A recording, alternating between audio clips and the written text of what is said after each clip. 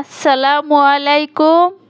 Blog with নাজুর চ্যানেলের পক্ষ থেকে সবাইকে স্বাগতম। আশা করি যে যেখানতে আমার এই ভিডিওটি দেখছেন সবাই ভালো আছেন। আমিও আলহামদুলিল্লাহ ভালো আছি। ডাল রান্না করব, তো এখানে কিছুটা পরিমাণ ডাল নিয়ে নিচ্ছি আর ধুয়ে পরিষ্কার করে নিচ্ছি। যেহেতু ডালটা হইতে একটু সময় লাগে, তাই ভাবলাম যে আগে ডালটা বসিয়ে দিই। এই পর্যায়ে ডালটা আমার বলক চলে আসছে, তো ভাবলাম যে ফেনাগুলো ফেলে দেই, ডালটা বসিয়ে দিই। এখানে আমি কিছু কাটা বাছা করে নিব। তো আমি যা যা রান্না করব সব কিছু কেটে নিচ্ছি, এখন এক এক করে ধুয়ে পরিষ্কার করে নিব। অফ ক্যামেরায় আমি অনেক কিছুই কাটাকাটি করে নিচ্ছি। তো এখন মূলার শাকটা ধুয়ে নিব।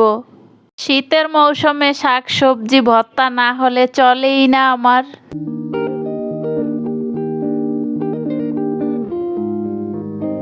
তো আমি যা যা রান্না করব সব কিছু দিয়ে পরিষ্কার করে নিচ্ছি। এখানে কিছু পেঁয়াজ, কাঁচামরিচ, ধনেপাতা, টমেটো আর ওই যে মূলার শাক, আর এখানে মুরগির কলিজা, ঘিলা, পা। অনেক সময় মুরগি খাইলে হয় কি এগুলা থাইকা যায়, তো ভাবলাম যে আজকে রান্না করে ফেলি। আর এখানে আদা রসুন, তো এখন রান্না করব। তো এই পর্যায়ে ডালটাও সিদ্ধ হয়ে আসছে, তো এখন ডালটা ঘুটন দিয়ে ঘুটে দিব। ডাল যতটা সিদ্ধ বেশি করা যায় ডালের টেস্টটা তত বেশি আসে, এটা তো সবাই জানে। ডাল একটা কমন জিনিস, বেশার কম এটা সবার ঘরেই লাগে। আমাদের ঘরে তো ডাল ছাড়া একদিন চলেই না, তো ভাবলাম যে আজকে সাদামাটা ডাল রেসিপিটা শেয়ার করব।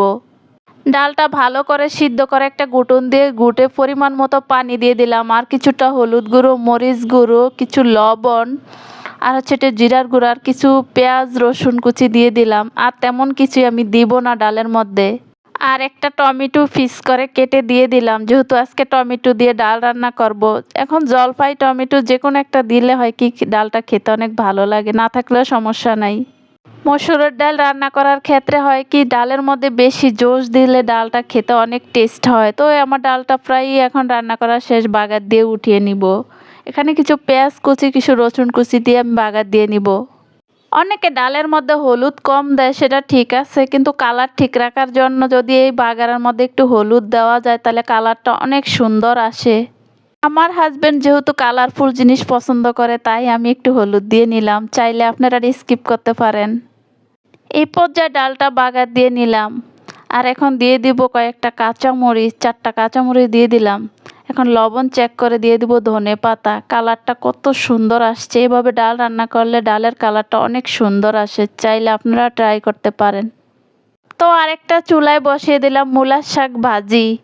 শাকে আর তেমন কি দিব, দিয়ে দিলাম কিছু পেঁয়াজ কুচি, কিছু রসুন কুচি, আর দিয়ে দিব স্বাদ মতো লবণ, আর দিয়ে দিব কয়েকটা ফালি করা কাঁচামরিচ। এখন একটু ভালো করে নেড়ে চেড়ে সিদ্ধ হওয়া পর্যন্ত অপেক্ষা করব।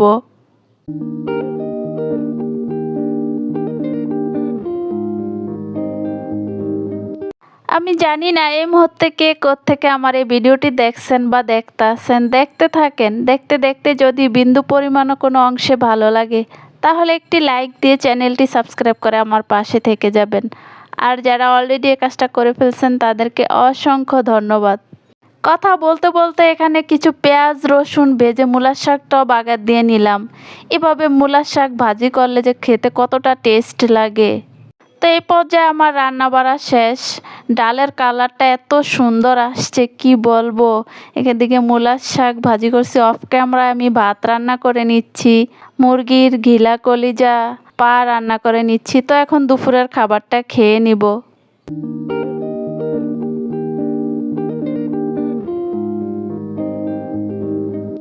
পর্যায়ে দুপুরের খাবার খেয়ে বান্ধবীর সাথে একটু গল্প করলাম, আর ভাবতেছি যেহেতু বিয়ের দাওয়াত আছে বান্ধবীর সাথে একসাথেই যাব, তো কি করব না করব বান্ধবীর সাথে একটু নাস্তা করলাম আর গল্প করতেছি আর রেডি হলাম। তো রিক্সা থেকে নেমেই মোবাইলটা বের করে আমি একটু ভিডিও করে নিলাম সেন্টারের রাস্তায় দাঁড়িয়ে। এই কমিউনিটিতে ঢুকেই দেখছি বর কনে দুইজনের ফটোশ্যুট চলতেছে। তো আমরা ঢুকেই যেহেতু মানুষজন নাই, একটু আগে আগে আসছি ভিডিও করার জন্য। কনের ফটোশ্যুট একটু ভিডিও করে উপরে 2 তলায় চলে আসছি। যেহেতু মানুষ আসলে আর এখানে ঘুরে ঘুরে ভিডিও করা যাবে না, ডেকোরেশনটা আমি ভিডিও করতে পারবো না, তাই আগে আগেই চলে আসছি উপরে। এসে আমি এখানে একটু ভিডিও করে নিলাম, কিছু ফটোশ্যুট করলাম আমরা। ফাইনালি বর কনে দুইজনেই স্টেজে চলে আসছে, তো ক্যামেরাম্যান ভিডিও করতেছে, আমিও সাথে সাথে একটু ভিডিও করে নিলাম। বর কনে কেমন দেখতে কমেন্টে জানাবেন। আমার কাছে তো বর কনে মাশাআল্লাহ। তো সে জায়গাতে বের হয়ে যে জায়গায় খাবার খাবো সেই জায়গাটা একটু কিভাবে ডেকোরেশন করছে একটু ভিডিও করে নিলাম। তো এখন খাবার সার্ভ করতেছে। ফাইনালি খাবার টেবিলে চলে আসলাম। তো পুরান ঢাকার ঐতিহ্যবাহী খাবার বিয়াবাড়িতে রুটি, গরুর মাংস, মুরগি দিয়ে বিরিয়ানি, বোরহানি, জর্দা, আরও অনেক কিছু আসলে আমি এগুলা ভিডিও করতে পারি নাই, স্কিপ হয়ে গেছে। আমি যে ডিনারে দিয়ে ভিডিও করাম ওরা হচ্ছে ভিডিও অন্য রেশিওতে চলে যায়, তাই আর এগুলা শেয়ার করতে পারলাম না। ভিডিও করলে আরও করা যেত, কিন্তু আমি খাবার রেখে ভিডিও করলে বিষয়টা কেমন দেখা যায়, তাই আর আমি এগুলা ভিডিও করি না। এই পর্যায়ে আমাদের খাওয়া দাওয়া শেষ। তো এখন খাওয়া শেষ করে আমি একটু ঘুরে ঘুরে ভিডিও করতেছি আর ভাবতেছি বিয়ে মানি জীবনের নতুন একটা অধ্যায়। বিয়ে মানি আরেকজনের দায়িত্ব নেওয়া, বিয়ে মানি হচ্ছে বৈবাহিক জীবন। অনেক কিছু ভাবতেছি আর হচ্ছে সিঁড়ি দিয়া নামতে নামতে একটু ভিডিও করতেছি।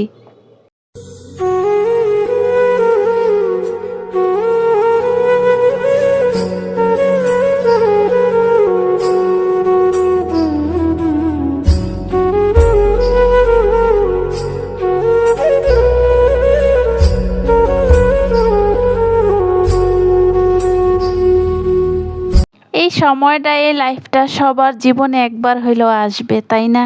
কেউ জীবনে অনেক সুখী, আবার কেউই বা ঠকে যায় প্রকৃতির কাছে, ভালোবাসার কাছে, পরিস্থিতির কাছে। বিয়ে দেখলে মাঝে মাঝে আবেগী হয়ে যায়, আবার মাঝে মাঝে ভালোও লাগে। আসলে লাইফে সবারই এরকম একটা সময় আসবে, আসে। তো বিয়ে বাড়িতে অনেক মজা মাস্তি, অনেক আনন্দ এনজয় করলাম বান্ধবীর সাথে, মেয়েদের সাথে। তো ভাবলাম যে এখন একটু কফি খাওয়া যাক। তো সবাই মিলে একসাথে একটু কফি খাচ্ছি আর একটু মজা করে নিলাম। তো আজ এ পর্যন্ত, সবাই ভালো থাকবেন, সুস্থ থাকবেন, আল্লাহ হাফেজ।